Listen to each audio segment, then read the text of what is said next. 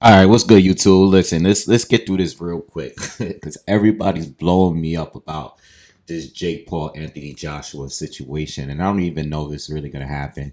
But if you haven't heard, all right, they're negotiating or they're getting close to finalizing a fight between Anthony Joshua and Jake Paul, I believe, in December 19th. And according to Eddie Hearn, right, because the offer is legit, but he's saying like this is a career high payday for Anthony Joshua. Like this is, I'm not gonna lie to you. I think this is one of the most, like, if this fight actually goes down, this got to be one of the most shocking fights. Like for real. Like, and for it to not be an exhibition, I don't know if it's gonna be an exhibition or not, but I just would have never thought, Jake, when the tank fight came about, I was shocked, but not really. Because I think there needs to be an obvious advantage in there for Jake Paul, especially when it comes to fighting these real fighters. The MMA guys, we knew the advantage. We know that Jake can box. So the advantage is usually his youth, maybe his size or just maybe his experience as a boxer, right? We know MMA fighters are real fighters, but not all of them were good boxers, right? So that was the advantage there. He lost to Tommy Fury, who was a real boxer, but is not like a real rank fighter, right? But he's connected to Tyson Fury, so that was that. But all of these other fights, there was like a clear advantage, like an old Mike Tyson or something. Even in the tank, the size advantage, like he's a heavyweight, cruiserweight, fighting a lightweight, right? And not even a bigger lightweight, like a smaller lightweight in Tank Davis. So there was always like a clear advantage. So when I heard the Anthony Joshua fight was getting close to finalize, I was like, what's the angle with this though? I don't I don't see the angle. He don't box better. He's smaller. He's fighting a guy that's active, right? Even though he's lost in his last fight, like he's still active. Like AJ was coming to the ring soon. People still want to see the Fury fight. People still want to see fights with AJ. So even if he's not in his complete prime, he's not that far from it. So like I'm like, yo, if Jake and them are really serious, if he's just not using AJ's name to build up his next potential fight, because the tank fight was canceled, right? I already addressed that.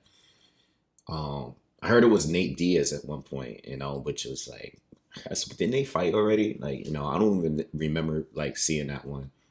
But if I mean, listen, I'm gonna say this: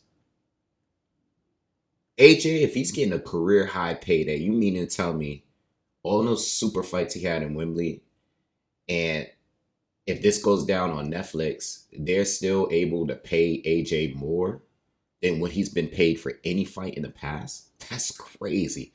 Like the money they must be talking is crazy. I can only imagine what the payday is and what the payday for Jake Paul is too. Just like I said it for 10, because I'm going to keep it consistent, regardless of how you felt about that fight, right? I understand a fighter taking a career high payday to fight Jake Paul. Like, I know as fans, we talk our shit and we say things like, yo, this, that, and the third. But at the end of the day, if someone reaches out to you that is going to offer you life changing money to box Jake Paul, the average human is going to do it, boxer or not. I actually thought I was actually expecting it from Canelo before a heavyweight simply because at least there's a size advantage for Jake Paul. You know what I mean? I don't see the advantage here. Like this is a mismatch to me. You know what I mean? This is a complete mismatch. Like this is like the biggest mismatch. If this is not an exhibition and this is gonna go on a record, this is like literally the biggest mismatch that we've had. Like there's guys that fought and took multiple divisions to step up, like recently with Crawford and stuff like nah, like this is like ridiculous. Like Jake Paul, if he's serious about this fight, and it's not some weird exhibition with some kind of stipulation to it, if it's a legitimate fight with him and AJ, man, I know he's made comments about AJ before. I know he said stuff like he would knock out AJ. I know AJ's been stopped. I know people question his chin. Always did. Still, yo, like this is Anthony Joshua, a two-time unified heavyweight champion that's actively boxing and is not 60 years old. Like he's in his mid 30s somewhere. For him to take this fight, Jake Paul is bugging. Yo, but the money got to be so crazy. Like I can only imagine Jake Paul, if he do this, it's a win-win for him. It's a win as long as he don't ends up being in a stretcher somewhere. It's a win-win for him because I mean, financially is a win for both. If Jake Paul is to have a W over Anthony Joshua, who's not only a former two-time champion, unified, but he's only lost to other champions. Andy Ruiz, Usyk, Daniel Dubois. If a YouTuber beat an active heavyweight former champion as a YouTuber and having a size disadvantage too, bro, is it legacy for AJ losing to Jake Paul? Is, I mean, the money is great, the bag is crazy, but bro, if you lose to Jake Paul, like, bro, I don't know. Yo, like that's risky, man. That's risky. Like Tank losing to Jake Paul doesn't sound crazy to me. But AJ losing to Jake Paul, oh, especially if Jake Paul knocks him out. Oh my God, this gotta be the craziest news I ever heard. Like, nah, this can't be official. I don't believe it until I see them both in the ring. Jake Paul beating, that's crazy. Like at that point, even if he like looks good, maybe not win, but goes the distance with AJ, right? Goes the distance with him is crazy to me. Seriously, his stock is gonna go up regardless. And you know why? I don't want to end it with this because we don't even know if this is really gonna happen, but I'm gonna just end it with this. This is the one mismatch that I'm like looking at the reactions on like social media and stuff that everybody loves.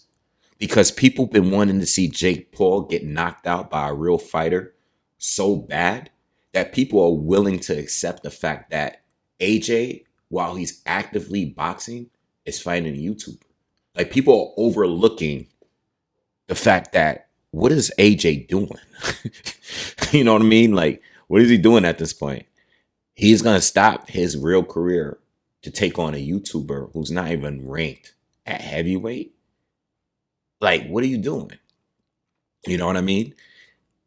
But everybody seems to be happy because everybody's been saying fight an active boxer.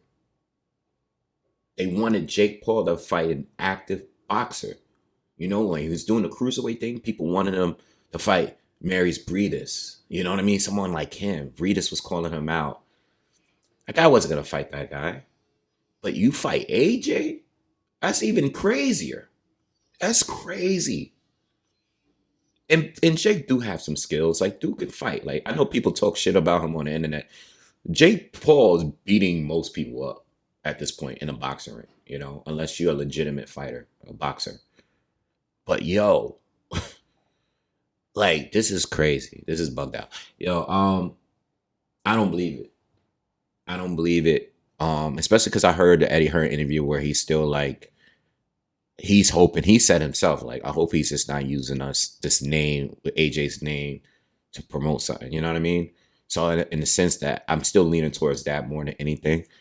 But if this is legit, man, that's pretty wild. And I'm in on that fight. Like, This would be the Jake Paul fight that I'm gonna be excited to see. No other fight I was really excited to see because I already knew what the outcome was gonna be. This one here, like I know what the outcome is gonna be, but I don't think it's good for Jake Paul, you know?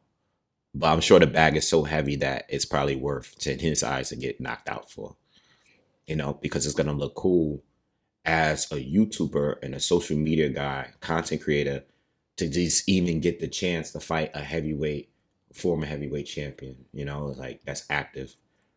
In his mind, like if he's going on through this, that's probably like a dope opportunity. That means he's really taking this boxing shit a lot more serious. And it also means that Netflix ain't playing around.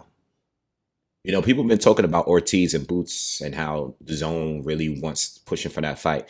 They don't want any bullshit fights.